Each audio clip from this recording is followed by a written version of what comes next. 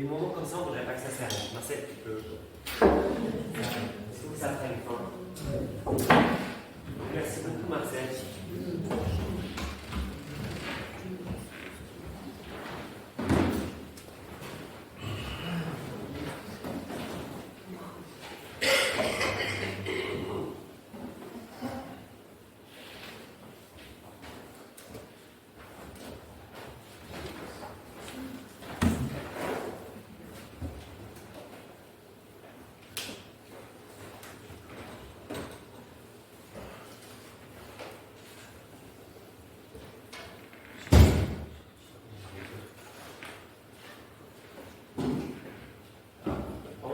Je travaille beaucoup sur la grâce et je préparais quelque chose et finalement je ne suis pas parti du tout là-dessus.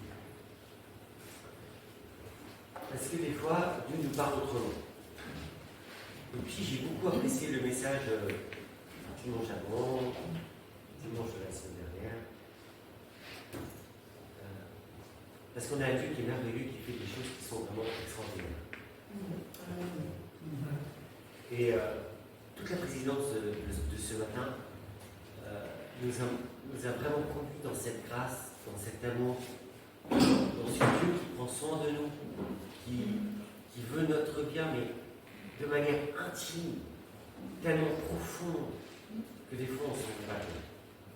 Alors ça va pas tout à fait être là-dessus, mais on va démarrer quand même. Et j'ai juste une question à vous poser. Qui c'est qui reçoit les versets toute la semaine? Tout le monde à peu près. Est-ce que vous avez compris qui était le fil conducteur du message? Il y a un mot qui est revenu pratiquement tous les jours cette semaine. D'accord. C'est pas grave. C'est pas mal, mais c'était pas ça. Est-ce que vous pourriez me donner le contraire de demeurer? Soyez libre, hein, n'hésitez pas, il n'y a pas d'erreur. Habiter. Échapper. Habiter? Non. De échapper, c'est pas habiter. Échapper, c'est bien. Ouais. Être instable aussi. Être instable. Voilà. Il n'y a pas d'autre. Alors, il y avait d'autres choses. Hein. S'enfuir, partir.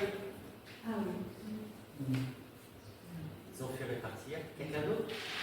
Non? Voilà. Mais demeurer, c'est quelque chose d'important. Et particulièrement, Jean apprécie particulièrement ce terme. C'est vraiment extraordinaire. Le nombre de fois que j'ai trouvé demeurer dans Jean m'ont laissé, mais oh là là, extraordinaire. La demeure est normalement notre domicile. Il est notre foyer. C'est pas simplement un logement d'habitation. Notre demeure, c'est chez nous. C'est là où on se sent bien. C'est là où on a posé nos valises et puis on est dans le canapé, on est en sécurité. On est dans. Quand on n'est pas bien, on va dans son petit. On est dans notre demeure, on est bien. La demeure n'est pas une habitation secondaire. Ah, c'est important ça. C'est pas une résidence de passage. C'est quelque chose de permanent. J'ai ça qui tourne.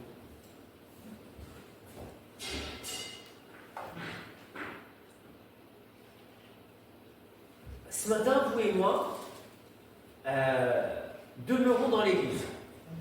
Ah oui. Mais nous y sommes de passage. Pourtant, nous demeurons là. Nous sommes de passage. On entre dans l'église, on y demeure et on va partir. Ce n'est pas notre lieu d'habitation complet. Mais c'est un moment important pour nous, parce qu'on vient y demeurer, c'est pas pour rien. On demeure dans l'église souvent parce que on vient recevoir une parole, on l'a entendu ce matin. Et cette parole, normalement, va demeurer en nous. Ou pas. Cette parole peut demeurer en nous, ou pas. Parce que ça dépend comment on va recevoir cette parole. Alors, normalement, la plupart d'entre nous, cette parole, on va vouloir la conserver. Parce que c'est quelque chose d'important. On vient là pour conserver cette parole. On vient écouter cette parole pour qu'elle s'inscrive complètement dans notre âme, parce que c'est quelque chose de la part de Dieu, normalement. Et ce qu'on souhaite, c'est que cette parole demeure toujours en nous. Demeure. Et pour d'autres personnes, ce sera le contraire. Parce que cette parole ne nous conviendra pas et nous fera fuir. Et on fuira cette parole.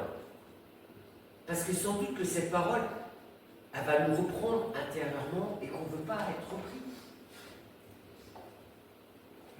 Pour d'autres, cette parole rentrera et elle sortira comme elle est rentrée. Elle ne demeurera pas. C'est bête. Mais la parole, elle peut aussi rentrer et être absente. Parce que la parole est là. Elle est là. Mais on l'a placée quelque part. Comme un bibelot sans importance. Et elle ne fait pas son effet. Mais, je vous dis quelque chose, la parole de Dieu fait toujours son effet. Quand la parole est présente, mais elle ne demeure pas en nous, on passe à côté de quelque chose d'essentiel. Ce matin, je vous propose une minute de silence, pour nous positionner face à cette parole qu'on va écouter. Cette parole que nous allons lire, afin qu'elle demeure en nous. Et je vais demander à Yvon de clore ce moment de silence de 2 petites secondes, pour que tu remettes ce truc entre les mains.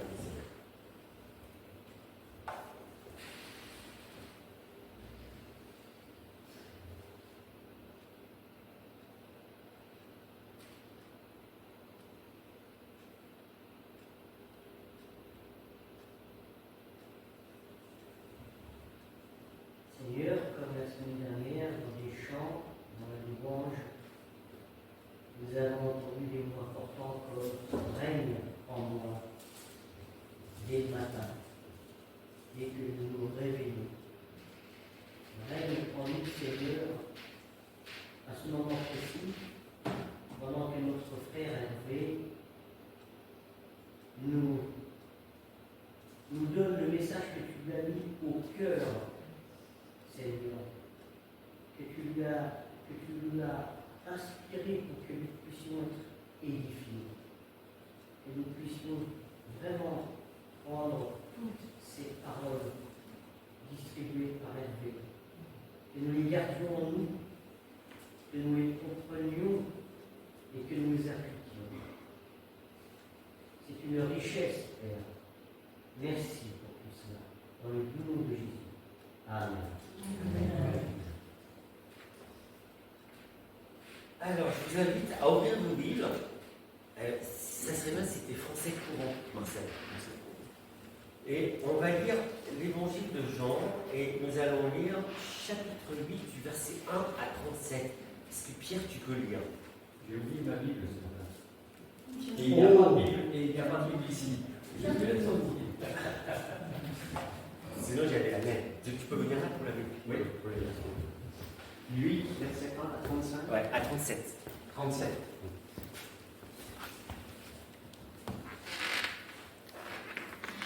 Jésus se rendit à la montagne des Oliviers. Mais dès le matin, il alla de nouveau dans le temple, et tout le peuple vint à lui. S'étant assis, il les enseignait. Alors les scribes et les pharisiens amenèrent une femme surprise en adultère. Et la plaçant au milieu du peuple, ils dirent à Jésus: Maître, cette femme a été surprise en flagrant délit d'adultère. Moïse, dans la loi, nous a ordonné de lapider de telles femmes. Toi donc, que dis-tu? Il disait cela pour l'éprouver, afin de pouvoir l'accuser. Mais Jésus, s'étant baissé, écrivait avec le doigt sur la terre. Comme il continuait à l'interroger, il se releva et leur dit: Que celui de vous qui est sans péché jette le premier la pierre contre elle. Et s'étant de nouveau baissé, il écrivait sur la terre. Quand ils entendirent cela, acculés par leur conscience, ils se retirèrent un à un, depuis les plus âgés jusqu'au dernier. Et Jésus resta seul avec la femme qui était là au milieu. Alors, s'étant relevé, et ne voyant plus que la femme, Jésus lui dit, « Femme, où sont ceux qui t'accusaient? Personne ne t'a-t-il condamné ?» Elle répondit, « Non, Seigneur. » Et Jésus lui dit, « Je ne te condamne pas non plus. Va et ne pêche plus. » Jésus leur parla de nouveau et dit, « Je suis la lumière du monde. Celui qui me suit ne marchera pas dans les ténèbres, mais il aura la lumière de la vie. » Là-dessus, les pharisiens lui dirent, « Tu rends témoignage de toi-même, ton témoignage n'est pas vrai. » Jésus leur répondit, « Quoique je rende témoignage de moi-même, mon témoignage est vrai, car je sais d'où je suis venu et où je vais. Mais vous, vous ne savez pas d'où je viens ni où je vais. Vous jugez selon la chair, moi je ne juge personne. Et si je juge, mon jugement est vrai, car je ne suis pas seul, mais le Père qui m'a envoyé est avec moi. Il est écrit dans votre loi que le témoignage de deux hommes est vrai. Je rends témoignage de moi-même et le Père qui m'a envoyé rend témoignage de moi. » Ils lui dirent donc, « Où est ton Père ?» Jésus répondit, « Vous ne connaissez ni moi ni mon Père. Si vous me connaissiez, vous connaîtriez aussi mon Père. » Jésus dit ces paroles, enseignant dans le temple, au lieu où était le trésor. Et personne ne le saisit, parce que son heure n'était pas encore venue.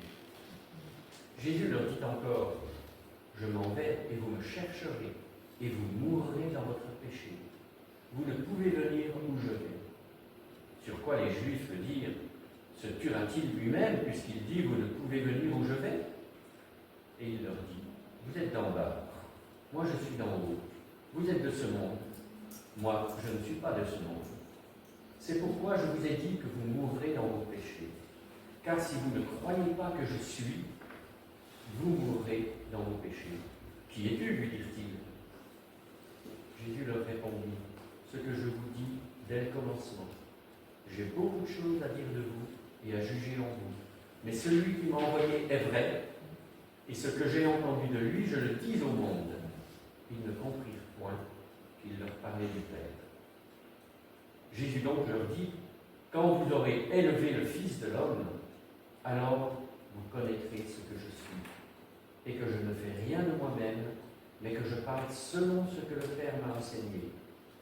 Celui qui m'a envoyé est avec moi, le Père ne m'a pas laissé seul, parce que je fais toujours ce qui lui est agréable. Comme Jésus parlait ainsi, plusieurs crurent en lui, et il dit aux Juifs qui avaient cru en lui, si vous demeurez dans ma parole, vous êtes vraiment mes disciples. Vous connaîtrez la vérité, et la vérité vous affranchira.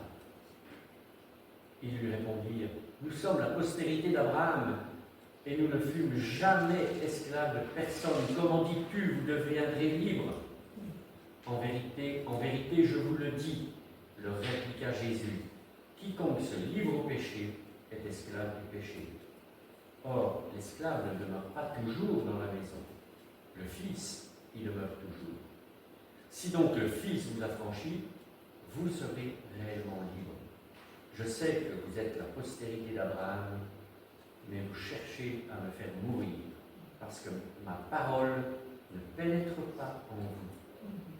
Je dis ce que j'ai vu chez mon Père, et vous faites ce que vous avez entendu de la part de votre Père.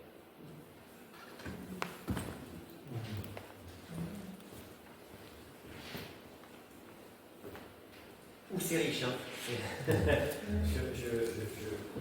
Il faut décortiquer tout ça, mais on ne va pas s'arrêter parce que le texte il est vraiment très profond et très riche. Et je pense qu'on va s'arrêter sur quelques petites choses.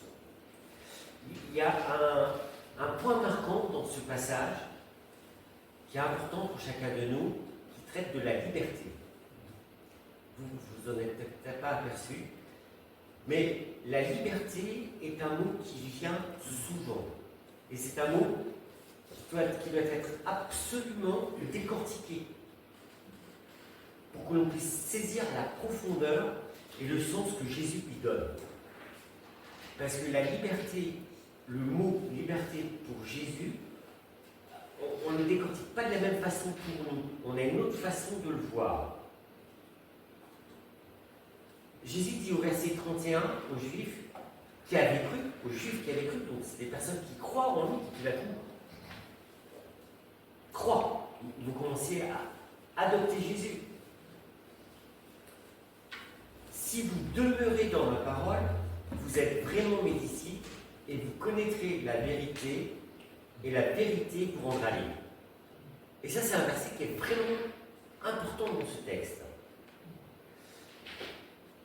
Je pense que vous pouvez comprendre aussi que cette parole nous est adressée à nous.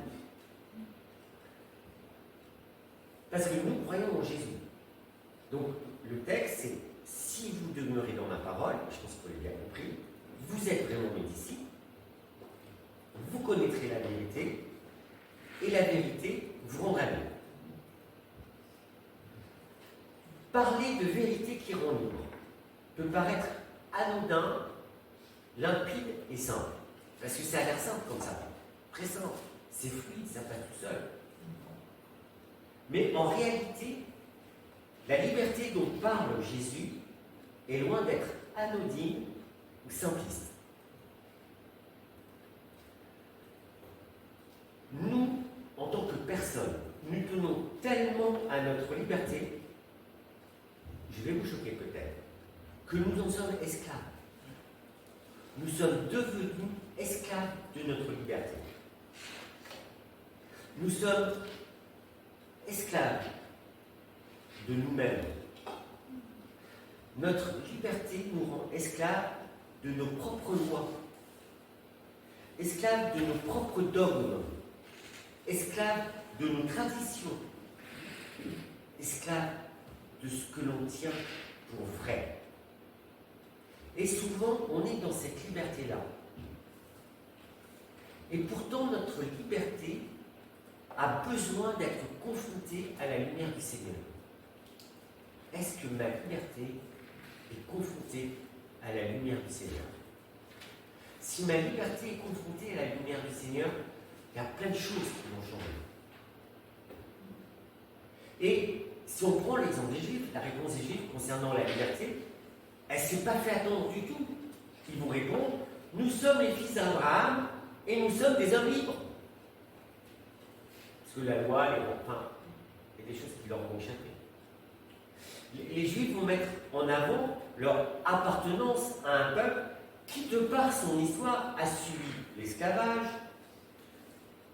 l'oppression, la déportation, qui a retrouvé sa liberté, qui a subi des choses qui sont... Et pourtant, c'est un peuple qui a tout perdu. Et quand Jésus s'adresse à eux, il faut se rappeler que ce peuple est soumis à qui? Juste César. Retrouvés, dispersés, séparés, encore. Et ils étaient sous domination romaine. Et ils disent à Jésus, nous sommes libres. Nous avons la loi de Moïse. Parce que notre liberté, souvent, se situe sur des choses qui ne sont pas essentielles. Je viens soulever un point important qui nous concerne fondamentalement. Autant les Juifs faisaient référence à leur appartenance à un peuple juif, à la loi de Moïse, autant nous faisons référence à notre appartenance au monde chrétien évangélique. Je veux choquer personne. Je suis libre, je suis sauvé, j'ai accepté Jésus, je suis évangélique, et j'ai des carcans quand même. Je dois faire ça comme ça, je dois être comme ça. Attention, je ne dis pas qu'on rejette quoi que ce soit. On va s'expliquer. En réalité, sans prendre garde, nous glissons sur la même pente que les Juifs. Sur la même pente d'un lien d'appartenance à un peuple élu. Et souvent, ça, tout d'un coup, on dérive sur d'autres petites choses. On dérive sur des dogmes, des critères, des codes, des lois, et qui finalement nous entravent. Nous parlons de liberté, mais en réalité, sommes-nous réellement libres? Je vais y revenir après parce que vous allez comprendre après. Parce que la liberté implique quelque chose qu'on fait de tout son cœur. La liberté implique. Mais souvent, quand on rentre dans les dogmes, les lois, les choses comme ça implique une contrainte. Et on n'est plus dans la liberté.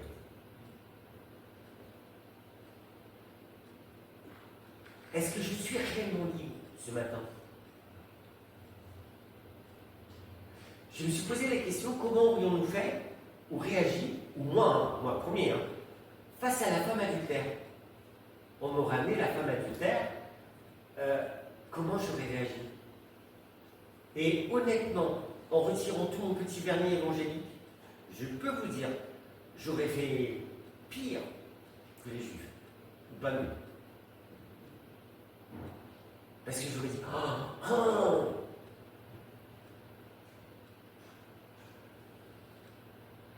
peut-être que vous avez fait mieux que moi, je le souhaite, j'espère. Moi j'aurais demandé où est l'homme. Et là, comme il y avait peut-être tout seul.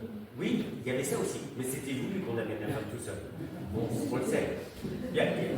Si je raconte l'histoire, s'il y en a qui veulent savoir, si les Juifs ils amènent cette femme à Jésus qui lui posait des questions, en réalité le piège c'était, s'il disait oui il faut la lapider, il allait dans le sens des Juifs, mais il allait se mettre tous les Romains sur le dos et donc il aurait été coupable, et l'inverse de même. De toute façon, c'est sorti du truc, mais c'était pas ça l'enjeu du truc. En réalité, on ne se rend pas compte, on rentre souvent facilement dans les jugements sur les uns, sur les autres, sans le vouloir. Parce qu'on a nos carcans et on a notre rigidité, ça doit être fait comme ça et pas autrement. Je viens ça parce que vous vous rappelez le témoignage que j'ai donné il y a quelques semaines en arrière. Et que ce soit à l'extérieur de l'église ou même dans l'église, moi-même, en tant qu'Hervé, je suis le premier concerné.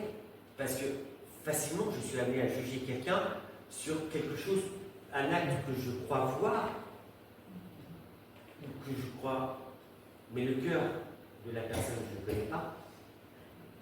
Ce que Dieu fait à l'intérieur de cette personne, je ne connais pas. Qui est Hervé pour apporter un jugement?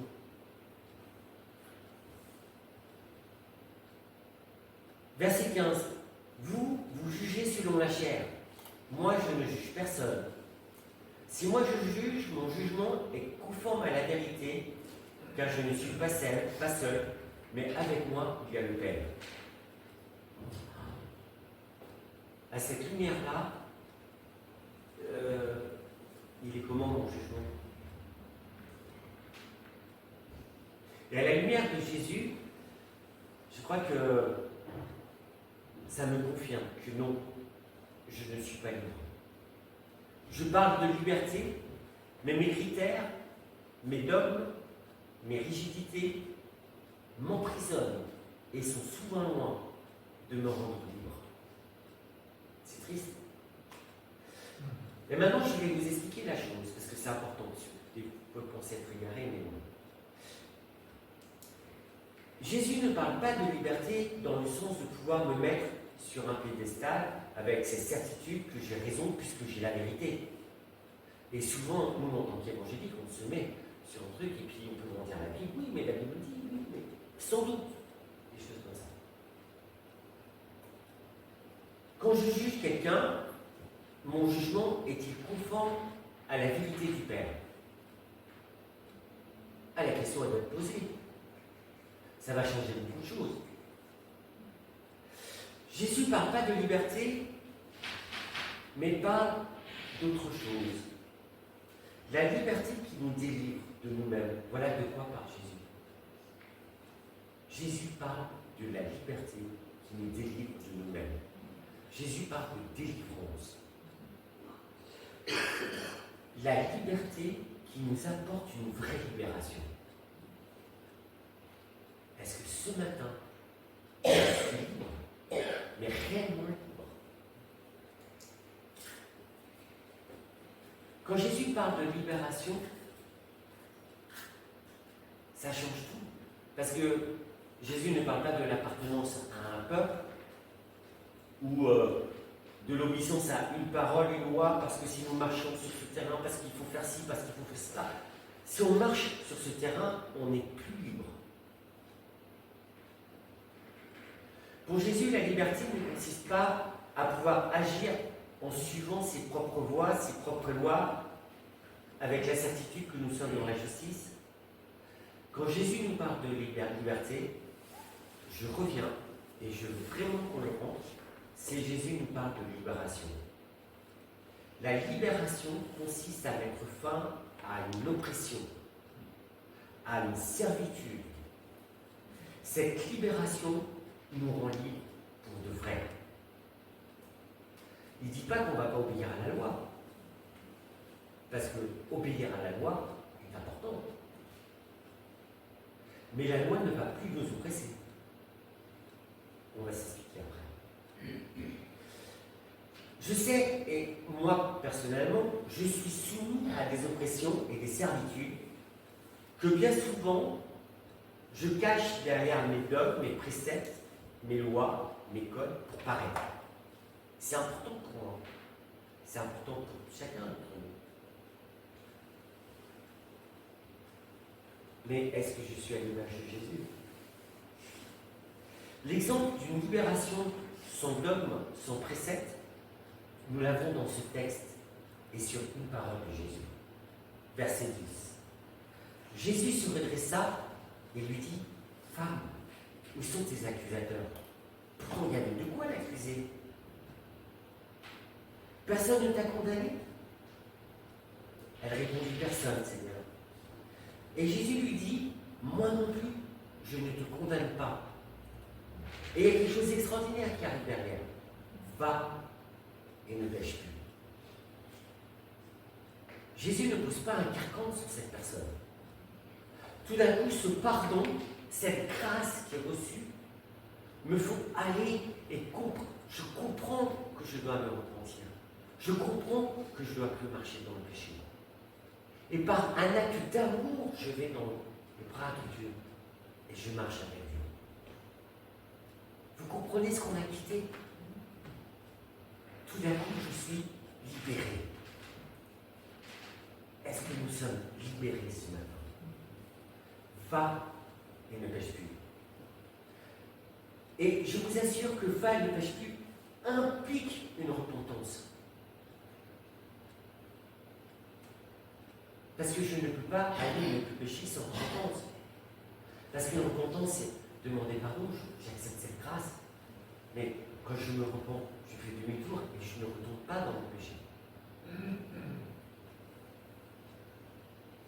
Le plus important dans la repentance, c'est l'acceptation de la délivrance.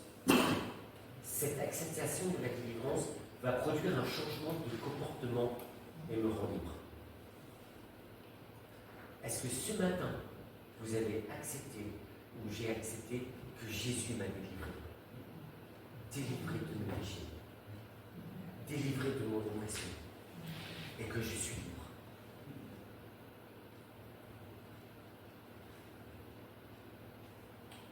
Souvent, on est esclave de son péché. Mais le plus dur, c'est le jugement qu'on apporte à notre péché. Et autre chose, le jugement qu'on reçoit des autres et qu'on porte. Vous imaginez cette femme, ce qu'elle devait porter sur elle quand on l'amène à Jésus? Sa culpabilité, son péché, le regard des autres, l'humiliation, le risque de l'appellation, la peine de mort. Et Jésus lui dit: va Mais Jésus nous dit la même chose. Et on est au même niveau que cette femme adultère.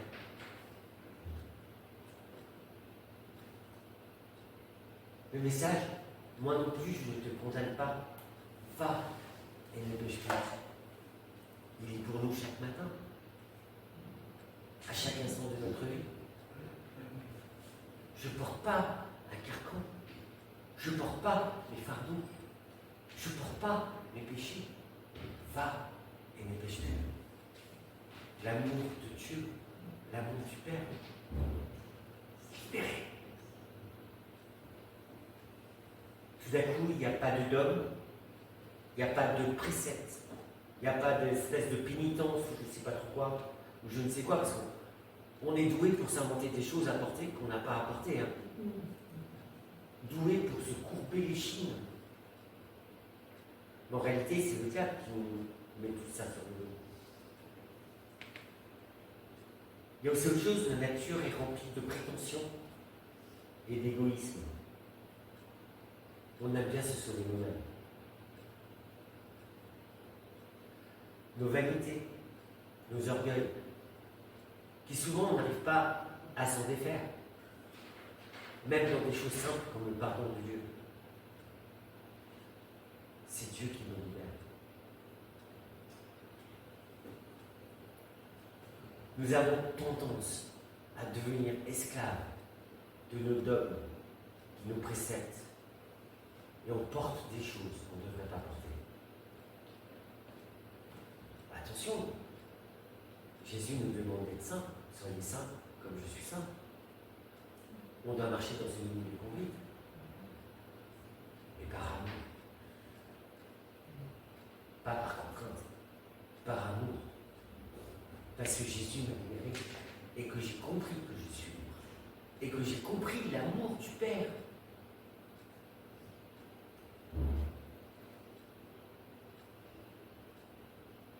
Est-ce que je veux rester esclave de lois, de préceptes, de codes de conduite, en passant à côté de l'essentiel qui est la grâce, le pardon et l'amour du Père?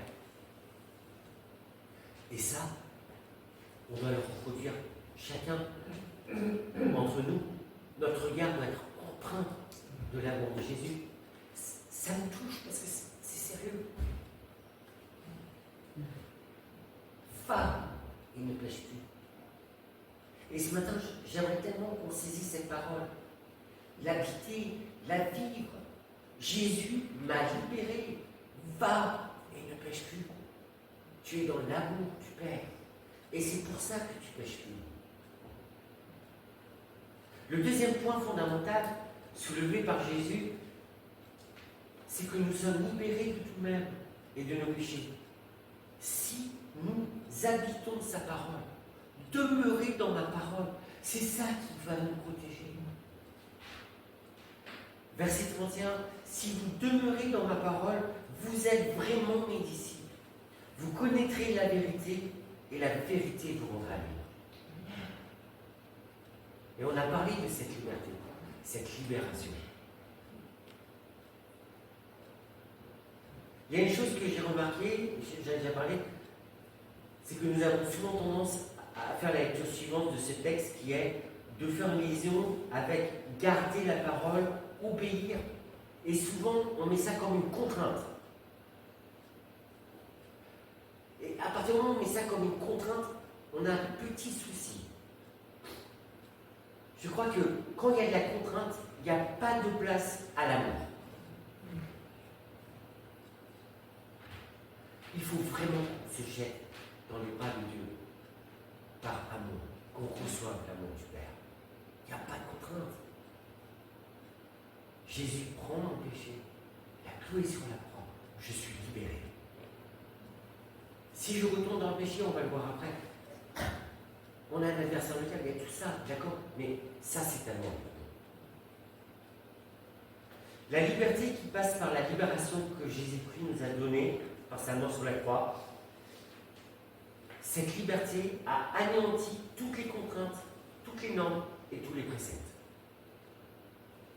Pour laisser place à la reconnaissance d'être libéré du péché. Et c'est ce qu'on a chanté ce matin. On a loué Dieu parce qu'on est libre, parce qu'on a été libéré. Merci Seigneur parce que je peux venir là, parce que tu m'as sauvé. Laissez place à l'amour du Père. Recevoir l'amour du Père. Ah, c'est quelque chose d'extraordinaire.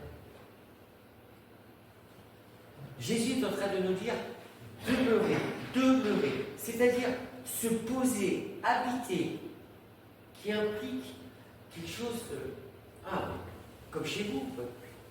Chez vous. Rester parce que nous y trouvons la grâce, le pardon, l'amour de Dieu. Se blottir dans l'amour de Dieu. C'est un vrai repos, je pense. Quand on habite une maison, quand vous habitez votre maison, vous faites quoi? Vous avez posé vos valises, vous avez défait vos affaires, vous avez mis des fleurs là, un super pilou, un cadre, un truc, parce que vous vous sentez bien. Normalement, on prend soin de sa maison. Enfin, il y en a quelques-uns, c'est un peu... On fait les poussières, on aime que ça sente bon. Mais c'est la même chose, de demeurer dans la parole de Dieu. Est-ce que je demeure pleinement dans la parole de Dieu parce que ça sent bon? Est-ce que cette parole est devenue ma maison au point que j'en connais tous les recoins, tous les secrets? Demeurer dans la parole. Et cette parole, elle va nous libérer. Quand nous demeurons dans sa parole, nous demeurons en Jésus-Christ. Et autre chose, quand nous demeurons dans sa parole, le Saint-Esprit nous habite, nous conduit dans l'amour du Père. Il n'y a plus de place pour le péché. C'est extraordinaire. Et c'est pas rien. Il n'y a plus de place pour des normes et des lois. Si, la loi de Dieu, heureusement. L'amour du Père avec la parole de Jésus qui nous dit simplement « Je te libère, va et ne pêche plus ». Jean commence son évangile par un prologue que vous connaissez. Au commencement était la parole, et la parole était avec Dieu, et la parole était Dieu. Si je reste dans la parole de Dieu, si je demeure dans la parole de Dieu, je demeure en Dieu. La maison de Dieu devient ma maison, et je deviens le temple du Saint-Esprit. Alors sa parole vivra pleinement en moi. Je crois vraiment qu'il y a un choix qui nous est proposé ce matin. Un choix avec deux mondes qui se combattent. Le monde terrestre, avec ses faux dogmes, son mensonge, ses ténèbres qui nous trompent et nous mènent à la perdition. Et souvent, on rejoint ce petit monde-là qu'on essaie de mettre des lois et dire qu'il faut. Et le monde de la lumière, que nous pouvons connaître que par la parole de Dieu. Le monde de la lumière. La parole. Cette parole qui nous est donnée, que nous pouvons habiter et qui nous libère. Êtes-vous libérés ce matin? Cette parole va nous libérer du mensonge de ce monde, de sa violence, de ses fausses richesses, de sa morale. Parce que souvent on colle à la morale du monde, qu'on le veuille ou non, de ses dogmes.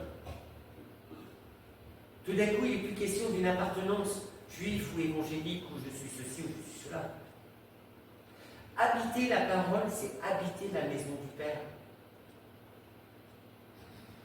C'est tout d'un coup saisir toute l'importance de ce Jésus-Christ qui est mort sur la croix, qui est ressuscité et qui aujourd'hui me libère. Cette liberté que Jésus nous donne doit être saisie jour après jour. C'est jour après jour qu'on saisit la liberté que Christ nous donne. Chaque matin. Dans une relation intime avec lui. Si je n'ai pas cette relation intime avec Jésus, Je risque de glisser.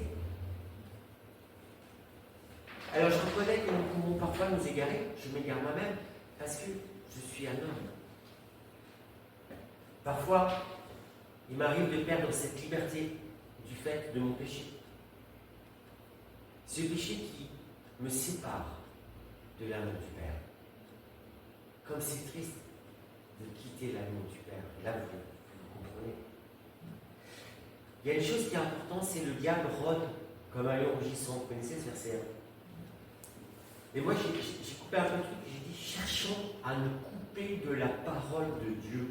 Parce que c'est ça que le diable cherche à faire. Oh, t'es pécheur, on a tendance à s'enfermer, nous couper de la parole de Dieu. Ce que le diable cherche à faire, c'est à nous déloger. Parce que j'aime bien le mot demeurer. Déloger est important. Et le diable, quand il fait ça, il nous déloge. Tout d'un coup, on est en dehors. Est-ce que le diable t'a délogé ce matin? Est-ce que tu es devenu un SDF?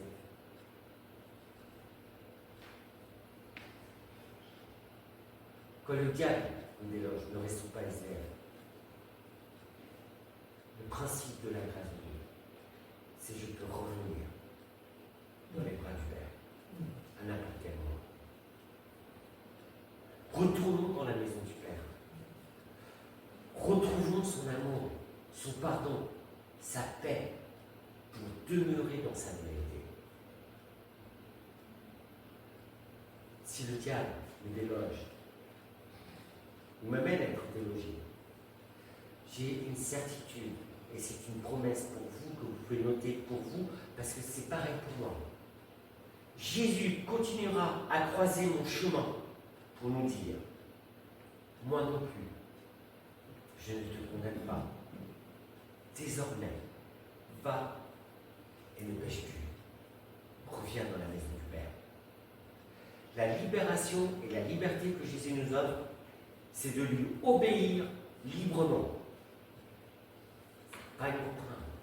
On obéit à Jésus librement, sans contrainte, par amour, pour que nous puissions demeurer pour toujours dans sa parole et dans la maison du Père.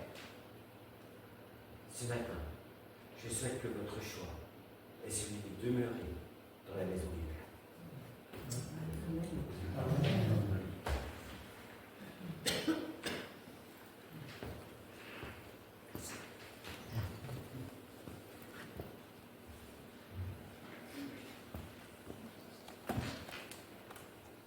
Si tu es à la chambre, vous pouvez prier.